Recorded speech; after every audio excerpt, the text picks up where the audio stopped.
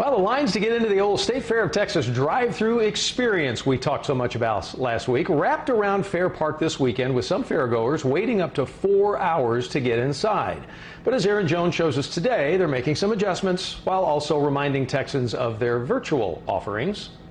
For some, the lines were worth it. Just ask the brothers behind Smokey John's Barbecue. They drive up and they're like, "Whoa!"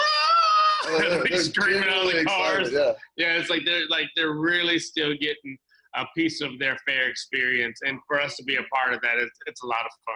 But for others, this was a nightmare, and a spokesperson for the State Fair of Texas says they're working to do better. But the wait time in the parking lots was definitely not acceptable in our minds, and we started making adjustments as quickly as we could. We got that wait time down significantly yesterday. What changes did you make yesterday that worked? Yesterday, my job was to go around the grounds and be a fixer, because we found that areas on the grounds where people had options to choose something and was holding things up. At drink stands, staff noticed people were taking a significant amount of time selecting their drinks. They added an extra line and put drink options on display to make the decision easier. They also added extra scanners at entrances. On Saturday, we were looking at just in the parking lot before you ever entered the event, anywhere from 1 to 4 hours to get into the event.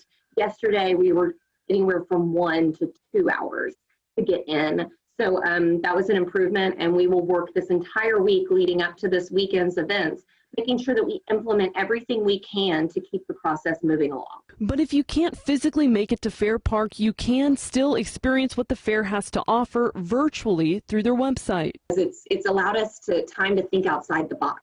They have rides, the Texas Auto Show, Big Tex shopping pavilions. I want to welcome you to the Big Tex Cooking School. And even a Big Tex cooking school. Next week, Smokey John's will be participating. One of our items is a fried Reese's and ice cream.